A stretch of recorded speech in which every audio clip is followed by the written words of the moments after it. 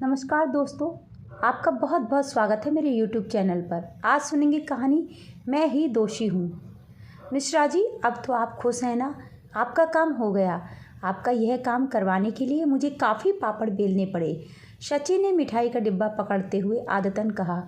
भाभी जी, बस आपकी कृपा है, वरना इस छोटी सी जगह में बच्चों से दूर रहने के कारण मेरा तो दम ही घुट जाता।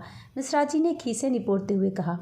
शची की निगाह मिठाई से ज़्यादा लिफाफे पर टिकी थी और वह उनके जाते ही लिफाफा खोलकर रुपए गिनने लगी। 20,000 के नए नोट देखकर चेहरे की चमक दोगुनी हो गई थी। शची के पति पल्लव ऐसी जगह पर कार्यरत थे कि विभाग का कोई भी पेपर, चाहे वह ट्रांसफ़र का हो या प्रमोशन का या फिर विभागीय खरीदारी से संबंधित, बिना उनके दस्तखत के आगे नहीं बढ़ पाता था। बस इसी का फ़ायदा शची उठाती थी। शुरू में पल्लव शची की ऐसी हरकतों पर गुस्सा हो जाया करते थे, बार बार मना करते थे, आदर्शों की दुहाई देते थे, पर लोग थे कि उनके सामने दाल न गलती देख घर पहुंच जाया करते थे और शची उनका काम करवाने के लिए उन पर दबाव बनाती। यदि उन्हें ठीक लगता तो वे कर देते थे। बस लोग मिठाई का डब्बा लेकर उनके घर पहुंचने लगे। शची के कहने पर फिर गिफ्ट या लिफाफा भी लोग पकड़ाने लगे। इस ऊपरी कमाई से पत्नी और बच्चों के चेहरे पर खुशी देख पल्लव भी आंखें बंद करने लगे। उनके मौन ने शची के साहस को और भी बढ़ा दिया। पहले अपना काम कराने के लिए लोग जितना देते शची चुपचाप रख लेती थी, किंतु जब इस सिलसिले ने रफ्तार पकड़ी तो वह डिमांड भी करने लगी। पत्नी खुश, बच्चे खुश तो सारा जहां खुश।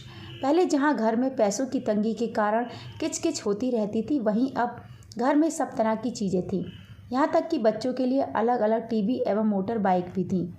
शची जब अपनी कीमती साड़ी और गहनों का प्रदर्शन क्लब या किटी पार्टी में करती तो महिलाओं में फुसफुसाहट होती थी, पर किसी का सीधे कुछ भी कहने का साहस नहीं होता था। कभी कोई कुछ बोलता तो शची तुरंत कहती, अरे इस सब के लिए दिमाग लड़ाना पड़ता है, मेहनत करनी पड़ती है, ऐसे ही कोई नहीं कमा लेता। कहते हैं लत किसी भी चीज़ की अच्छी नहीं होती, और जब यही लत अति में बदल जाती है तो दिमाग फिरने लगता है। यही शची के साथ हुआ। पहले तो जो जितना दे जाता वह थोड़ी ना नुकर के बाद रख लेती, लेकिन अब काम के महत्व को समझते हुए नजराने की रकम भी बढ़ाने लगी थी।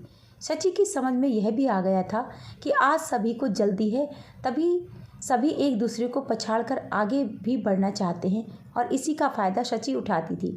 कंपनी को अपने स्टाफ के लिए कुछ नियुक्तियां करनी थीं। पल्लव उस कमेटी के प्रमुख थे। जैसा कि हमेशा से होता आया था कि मेरिट चाहे जो भी हो, जो चढ़ावा देता था उसे नियुक्ति पत्र मिल जाता था तथा अन्य को कोई न कोई कमी बताकर लटकाए रखा जाता था। एक जागरूक प्रत्याशी ने इस धांधली की सूचना सीबीआई को दे दी और उन्होंने उस प्रत्याशी के साथ मिलकर अपनी योजना को अंजाम दे दिया। वह प्रत्याशी मिठाई का डिब्बा लेकर पल्लव के घर गया। उस दिन शची कहीं बाहर गई हुई थी, अतः दरवाज़ा पल्लव ने ही खोला। उसने उन्हें अभिवादन कर मिठाई का डब्बा पकड़ाया और कहा, सर सेवा का मौका दें। क्या काम है? पल्लव ने प्रश्नवाचक नज़र से उसे देखते हुए पूछा। सर मैंने इंटरव्यू दिया था। तो क्या तुम्हारा चयन हो गया है? जी हाँ सर, पर नियुक्ति पत्र अभी तक नहीं मिला। कल ऑफिस में आकर मिल लेना, तुम्हारा काम हो जाएगा। धन्यवाद सर। लिफाफा खोल कर तो देखिए, इतने बहुत हैं या कुछ और इंतजाम करूँ? अरे इसकी क्या ज़रूरत थी, जितना भी है ठीक है, पल्लव ने थोड़ा झिझक कर कहा, क्योंकि उनके लिए यह पहला मौका था। यह काम तो शची ही करती थी। सर यह तो मेरी ओर से आपके लिए एक तुच्छ भेंट है, प्लीज़ एक बार देख तो लीजिए, उस प्रत्याशी ने नम्रता से सिर झुकाते हुए कहा। पल्लव ने रुपए निकाले और गिनने शुरू कर दिए। तभी भ्रष्टाचार निरोधक दस्ते के लोग बाहर आ गए और पल्लव को धर दबोचा तथा पुलिस कस्टडी में भेज दिया। शची जब घर लौटी तो यह सब सुनकर उसने अपना माथा पीट लिया। उसे पल्लव पर गुस्सा आ रहा था कि उन्होंने उसी के सामने रुपए गिनने क्यों शुरू किए। लेते समय सावधानी क्यों नहीं बरती? थोड़ा सावधान रहते तो मुंह पर कालिक तो नहीं पुतती। लोग तो करोड़ों रुपए का वारा न्यारा करते हैं, पर फिर भी नहीं पकड़े जाते, और यहाँ कुछ हजार रुपयों के लिए नौकरी और इज्जत दोनों जाती रही। इच्छाएं इस तरह उसका मान मर्दन करेंगी, यह उसने कभी सोचा नहीं था। जान पहचान के लोग अब बेगाने हो गए थे। वास्तव में वह स्वयं सबसे कतराने लगी थी। सब उसकी अपनी वजह से हुआ था। पल्लव तो सीधे सीधे काम से काम रखने वाले थे, पर उसकी महत्वाकांक्षाओं के असीमित आकाश की वजह से पल्लव को यह दिन देखना पड़ा था। शची ने यह सोचकर कि पैसे से सब कुछ संभव है, शहर का नामी वकील किया, पर उसने शची से पहले ही कह दिया, मैडम मैं आपको भुलावे में नहीं रखना चाहता। आपके पति रंगे हाथों पकड़े गए हैं। अतः केस कमज़ोर है, पर हाँ, मैं अपनी ओर से पूरी कोशिश करूँगा। पल्लव अलग से परेशान थे क्योंकि उनकी तबीयत ठीक नहीं चल रही थी। आश्चर्य तो शची को तब होता था जब उसे अपने पति से मिलने के लिए ही नजराना चुकाना पड़ता था। तो क्या सारा तंत्र ही भ्रष्ट है? अगर यह सच है तो यह सब दिखावा किस लिए? अपने वकील को यह बात बताई तो वह बोला, मैडम, आज के दौर में बहुत कम लोग ईमानदार रह गए हैं। जो ईमानदार हैं उन्हें भी हमारी व्यवस्था चैन से नहीं रहने देती। आप जिन लोगों की बात कर रही हैं वे भी कहीं नौकरी कर रहे हैं। उन्हें भी अपनी नौकरी बचाने के लिए कुछ मामले चाहिए। अब उसमें कौन सा मुर्गा फंसता है, यह व्यक्ति की असावधानी पर निर्भर है। उधर पल्लव सोच रहे थे कि नौकरी गई तो गई, पूरे जीवन एक कलंक अलग से लग गया। जिन बीवी बच्चों के लिए मैंने यह रास्ता चुना वही उसे अब दोष देने लगे हैं। शची तो चेहरे पर झुंझलाहट लिए मिलने आ भी रही थी, पर बच्चे तो उनसे मिलने तक नहीं आए थे। क्या सारा दोष उन्हीं का है? कितने अच्छे दिन थे जब शची के साथ विवाह करके वह इस शहर में आए थे। ऑफिस जाते समय शची उनसे शाम को जल्दी आने का वादा ले लिया करती थी। दोनों की शामें कहीं बाहर घूमने या सिनेमा देखने में गुजरती थी। अक्सर वे बाहर खाकर लौटा करते थे। हाँ, उनके जीवन में परेशानी तब शुरू हुई जब विनीत पैदा हुआ।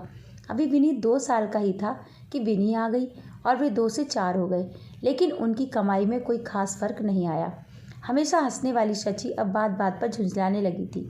पहले जहाँ वह सज धस कर गर्मा गर्म नाश्ते के साथ उनका स्वागत किया करती थी, अब बच्चों की वजह से उसे कपड़े बदलने का भी होश नहीं रहता था। पल्लव समझ नहीं पा रहे थे कि क्या करें। बच्चों को अच्छे स्कूल में दाखिल करवाने के लिए डोनेशन चाहिए था। उस स्कूल की मोटी फीस के साथ दूसरे ढेरों खर्चे भी थे।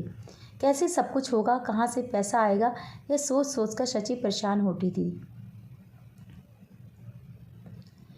उन्हीं दिनों उनके एक मातहत का ट्रांसफ़र दूसरी जगह हो गया। उसने पल्लव से निवेदन किया तो उन्होंने अपने प्रभाव का इस्तेमाल कर उसका ट्रांसफ़र रुकवा दिया। इसी खुशी में वह मिठाई के साथ 2000 रुपये भी घर दे गया। अब शची उनसे इस तरह के काम करवाने का आग्रह करने लगी। शुरू में तो वह झिझके, पर धीरे धीरे झिझक दूर हो गई और वह भी अभ्यस्त हो गए थे। ऊपर की कमाई के पैसों से शची के चेहरे पर आई चमक उन्हें सुकून पहुंचा जाती। साथ ही बच्चों की ज़रूरतें भी पूरी होने लगी थी। खूब धूमधाम से उन्होंने पिछले साल की ही विनी का विवाह किया था। विनीत भी इसी वर्ष इंजीनियरिंग की जॉब में लगा था। अच्छी भली जिंदगी चल रही थी कि एकाएक वर्षों की मेहनत पर ग्रहण लग गया। तब पल्लव को भी लगने लगा था कि भ्रष्टाचार तो हर जगह है, अगर वह भी थोड़ा बहुत कमा लेते हैं तो उसमें क्या बुराई है। फिर वह किसी से मांगते तो नहीं है। अगर कुछ लोग अपना काम होने पर कुछ दे जाते हैं तो यह तो भ्रष्ट आचरण नहीं हुआ। लगता है उनके साथ किसी ने धोखा किया है या उन्हें जानबूझकर फंसाया है। कहते तो यही है कि लेने वाले से देने वाला अधिक दोषी है, पर देने वाला अक्सर बच जाता है।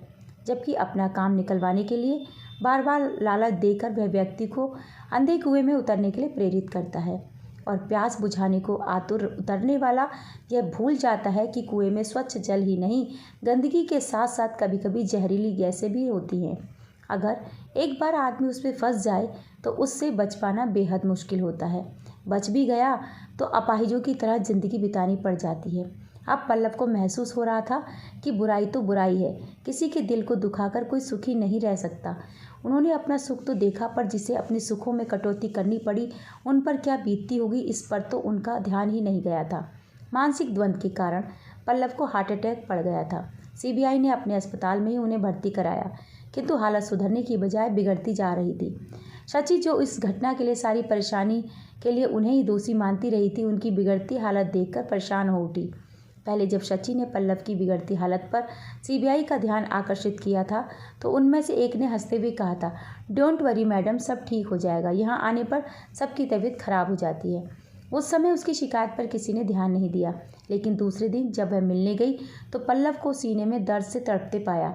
शची से रहा नहीं गया और वह सीबीआई के सीनियर ऑफिसर के केबिन में दंदनाती हुई घुस गई तथा गुस्से में बोली, आपकी कस्टडी में अगर पल्लव की मौत हो गई तो लापरवाही के लिए मैं आपको छोड़ूंगी नहीं।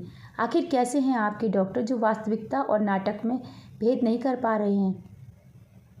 शची की बातें सुनकर वह सीनियर अधिकारी पल्लव के पास गया और उनकी हालत देखकर उन्हें नर्सिंग होम में शिफ्ट कर दिया, पर तब तक देर हो चुकी थी। डॉक्टर ने पल्लव को भर्ती तो कर दिया, पर अभी वह खतरे से खाली नहीं थे। रोते रोते शची की आंखें सूज गई थी। कोई भी तो उसका अपना नहीं था। ऐसे समय बच्चों ने भी शर्मिंदगी जताते हुए आंखें फेर ली थी। इस दुख की घड़ी में बस उसकी छोटी बहन विभा जब तक उससे मिलने आ जाया करती थी। जो बहन को समझा बुझाकर कुछ खिला जाया करती थी। शची टूट एवं थक चुकी थी। जाती भी तो जाती कहाँ। घर अब वीरान खंडहर बन चुका था, अतः वह वहीं अस्पताल में स्टूल पर बैठे पति को एकटक निहारती रहती थी। पल्लव को सांस लेने में शिकायत होने पर ऑक्सीजन की नली लगाई गई थी। सदमा इंसान को इस हद तक तोड़ सकता है, आज उसे महसूस हो रहा था। पति की हालत देखकर शची परेशान हो जाती थी, पर कर भी क्या सकती थी। पल्लव की यह हालत भी तो उसी के कारण हुई है। मन में हलचल मची हुई थी, तर्क वितर्क चल रहे थे। कभी पति को इतना असहाय उसने महसूस नहीं किया था। दोनों बच्चे अपनी अपनी दुनिया में मस्त थे। पल्लव की गिरफ्तारी की खबर सुनकर उन दोनों ने अफसोस करना तो दूर, शर्मिंदगी जताते हुए किनारा कर लिया था। पर बीमार पल्लव को देखकर रहा नहीं गया, तो एक बार फिर उनकी बीमारी के बारे में उसने बच्चों को बताया। विनी ने रटा रटाया वाक्य दोहरा दिया। मम्मा, मैं नहीं आ सकती। डैड की वजह से मैं घर के सदस्यों से नज़र नहीं मिला पा रही हूँ। आखिर डैड को ऐसा करने की आवश्यकता क्या थी? आना तो दूर, कुछ ऐसी ही प्रतिक्रिया विनीत की भी थी। शची समझ नहीं पा रही थी कि क्या करे। बच्चों के मन में पिता के प्रति बनी छवि ध्वस्त हो गई थी, पर क्या वह नहीं जानते थे कि पिता ने इतने कम वेतन में उनकी इस सुरसा की तरह नित्य बढ़ती ज़रूरतें व इच्छाएं पूरी नहीं हो सकती थीं, और कैसे की होंगी। शची को अपनी कोख से जन्मी संतानों से नफरत होने लगी थी। कितने स्वार्थी हो गए हैं दोनों। पिता उन्हें माँ की भी चिंता नहीं रही। उस माँ की जिसने उनके अरमानों को पूरा करने के लिए हर संभव प्रयास किए, उन्हीं के लिए गलत रास्ता अपनाया, हर सुख सुविधा दी, अच्छे से अच्छे स्कूल में शिक्षा दिलवाई, धूमधाम से विवाह किया। यहाँ तक कि दहेज में विनी को जब कार दी थी, तब तो उसने नहीं पूछा था कि मम्मा इतना सब कैसे कर पा रही हो, तुम बच्चों को क्यों दोष दे रही हो शची। उसके मन ने उससे पूछा। उन्होंने तो वही किया जिसके वह आदी रहे थे। जैसे माहौल में तुमने उन्हें पाला, वैसे ही वे बनते गए। क्या तुमने कभी किसी कमी का एहसास उन्हें कराया या तंगी में रहने की शिक्षा दी? पल्लव तो आदर्शवादी रहे थे, चोरी चोरी किए तुम्हारे काम से नाराज भी हुए थे। तब तो तुम ही कहा करती थी कि मैं सिर्फ वेतन में घर का खर्च नहीं चला सकती। तुम तो कुछ नहीं कर रहे हो, जो भी कर रही हूँ वह मैं कर रही हूँ, और हम मांग तो नहीं रहे। अगर थोड़ा बहुत अपनी कोई खुशी से दे जाता है तो आपको बुरा क्यों लगता है? अपनी अंतरात्मा की आवाज़ सुनकर वह बोल पड़ी। पर मैं ऐसा तो नहीं चाहती थी। ठीक है, तुम ऐसा नहीं चाहती थी, पर क्या तुम्हें पता नहीं था कि जो जैसा करता है उसका फल उसे भुगतना ही पड़ता है। अपनी आत्मा के साथ हुए वाद विवाद से अब शची को एहसास हो गया था कि उसी ने बुराई को प्रश्रय दिया था। पल्लव के विरोध करने पर तकरार होती, पर अंततः जीत उसकी ही होती। पल्लव चुप हो जाते, फिर भी घर में खुशी के माहौल को देखकर वह भी उसी के रंग में रंगते चले गए। अगर वह पल्लव को मजबूर नहीं करती, उनकी सीमित आय में ही घर चलाती और बच्चों को भी वैसी ही शिक्षा देती, तो आज पल्लव का यह हाल न होता। कहीं ना कहीं पल्लव के इस हाल के लिए वही दोषी है। पल्लव ने उसकी खातिर बुराई का मुखौटा तो पहन लिया था, पर शायद मन के अंदर की अच्छाई को मान नहीं पाए थे। तभी तो अपनी छिछालेदार सह नहीं पाए और बीमार पड़ गए। पर अब पछताए होत क्या, जब चिड़िया चुग गई खेत। पल्लव की हिचकी ने उसके मन में चल रहे अंधड़ को रोका। उन्हें तड़पते देखकर वह डॉक्टर को बुलाने भागी, और जब तक डॉक्टर आए तब तक सब समाप्त हो चुका था। उसकी आकांक्षाओं के आकाश ने उसका घर संसार उजाड़ दिया था। खबर सुनकर विभा भागी भागी आई और उसे देखते ही शची चित्कार कर उठी। पल्लव की मौत के लिए मैं ही दोषी हूँ, मैं ही उनकी हत्यारिन हूँ। पल्लव निर्दोष थे, मेरी गलती की सज़ा उन्हें मिली। शची का मर्मभेदी प्रलाप सुनकर विभा समझ नहीं पा रही थी कि कैसे उसे संभाले। सच्चाई का एहसास एक न एक दिन सबको होता है, पर यहाँ देर हो गई थी। दोस्तों, यह थी कहानी। आपको कैसी लगी कमेंट करके मुझे ज़रूर बताएं, और इसी तरह की कहानियों के लिए मेरे चैनल को भी ज़रूर सब्सक्राइब कर लें। वीडियो को लाइक और शेयर भी ज़रूर करें। कहानी सुनने के लिए आपका बहुत बहुत धन्यवाद।